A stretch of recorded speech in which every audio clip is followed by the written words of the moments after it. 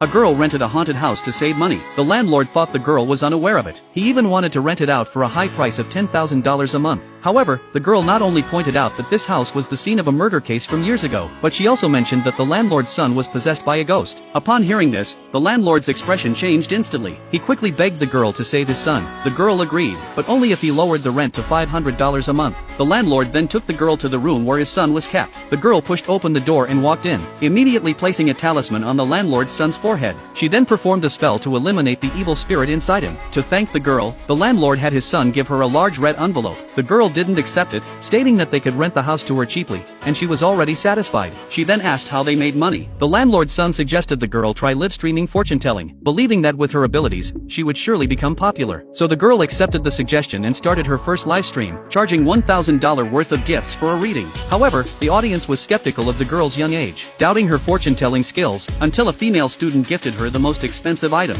This kicked off her first reading. The student wanted to know how long her grandmother would live. When the girl told her that her grandmother would live to 90, the student thought about how her grandmother was 70 and could live for another 20 years. Upon hearing this, she couldn't help but feel frustrated, wanting her grandmother to pass away sooner. This immediately drew criticism from many online, accusing the student of being unfilial. But when the audience saw the student feeding her grandmother water, the grandmother complained about the water being too cold, hitting and scolding her. This forced the student to leave the room with her phone in hand. She later revealed that at home, she faced daily abuse, and her family pressured her not to attend college under the pretext of caring for her grandmother. After learning about the student's situation, the girl realized that her face did not match her circumstances, claiming that she was not the biological daughter of this family. The student immediately asked her grandmother, who, under pressure, admitted to having stolen her from the hospital years ago. Suddenly, her adoptive parents stormed in, throwing the phone on the ground, and the live streaming connection was cut off. The audience worried that the student might get into trouble, and they began to believe that the girl was accurate in her fortune telling. On the other side, a wealthy couple, searching for their long-lost daughter, sent a gift to the girl to start a second reading. When the chairwoman mentioned that her daughter had been missing for 18 years, the girl calculated and discovered that their daughter was the female student from the previous connection. The chairman was shocked, and the audience found it unbelievable, suspecting the girl was scamming the wealthy couple. The couple considered her a fraud and prepared to end the connection, but the girl revealed their daughter's birth hospital and date, as well as the ancestral jade pendant they had given their daughter, which was currently being used by the adoptive parents to prop up a table leg. Seeing that the girl knew so much about their daughter, the couple believed her. They immediately rushed to the home of their daughter's adoptive parents to bring her back.